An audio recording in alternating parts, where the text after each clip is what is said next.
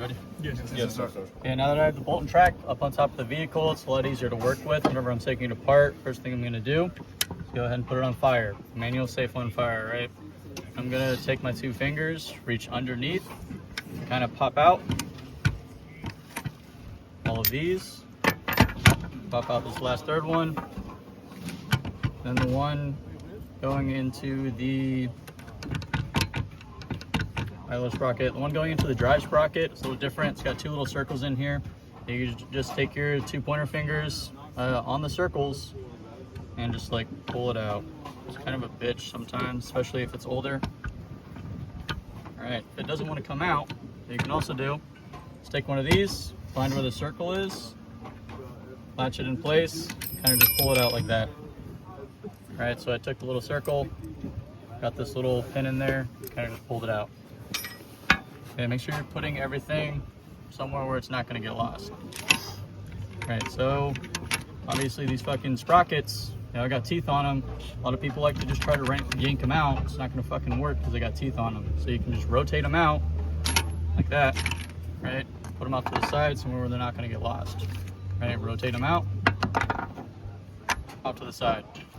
Now I can grab my fucking track, put it upside down. I'm just gonna move this back and forth where the chain just falls in my hand. And while I got this here, I'm going to fire it. Right, now the fucking bolt is moving freely within the slide, or in the slide.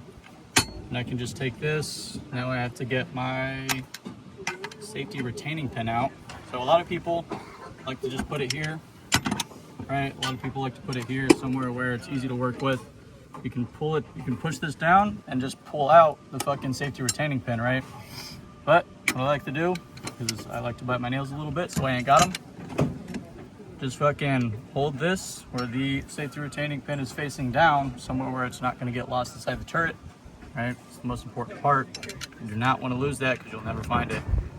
And all I'm going to do is start to pump this until it falls out, right? I'm gonna fall out every single time. At that point, all I gotta do is put my finger on the firing pin tang and just lift it up. I can take out the sleeve keeper, take out the firing pin, then my cam pin, just turn it upside down, should fall right out. Now we're completely disassembled, right? So we can start putting it back together. So I'm gonna put my bolts back in the sleeve. I'm gonna put in my cam pin. I'm gonna find my firing pin. I'm gonna put that back in.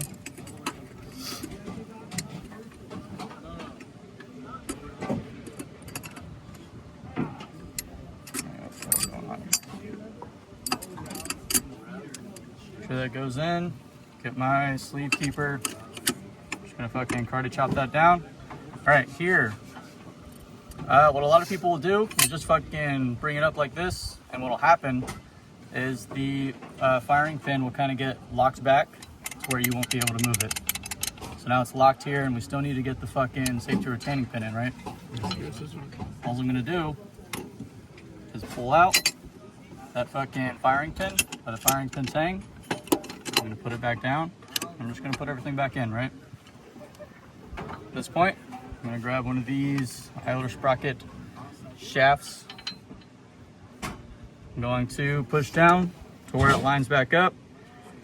I'm gonna put in that safety retaining pin. What I like to do is kind of pump it while I'm trying to put it back in, and it goes in a lot easier instead of just trying to fucking brute force it down the whole time. Now I'm going to cock back my bolt, right? Then it locks back into this position. Come back here to this, and we're going to put the manual safety on safe. We're going to slide this back onto here, kind of even out the back of the sleeve to where it's just poking out past the back of the track. At this point, I can grab my chain. I'm going to find my slider. It's connected to my master link, right? And I'm gonna put it on the right side of this little slide shaft here, got it? Yes, sir. So ideally, whenever you're putting it on, the slider just falls right into this little shaft, okay? Now, a lot of people will just put it on without thinking about where the slider's going, but then they have to try to fiddle with it to try to get the slider back in there. Ideally, it just drops right in from the top, okay? Now, if we think about it, we got the top right side of the chain being held up. So what we want to do is start with the bottom left, and then from there, we can kind of just work our way around. Make sure the chain is even.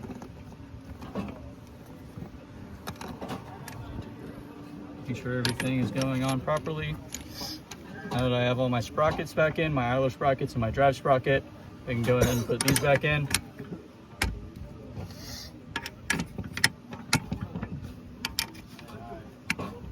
All right, you want these in just like this with these little pins inside of the grooves. So you're gonna take this and just pop it right back in. Make sure everything's lined up.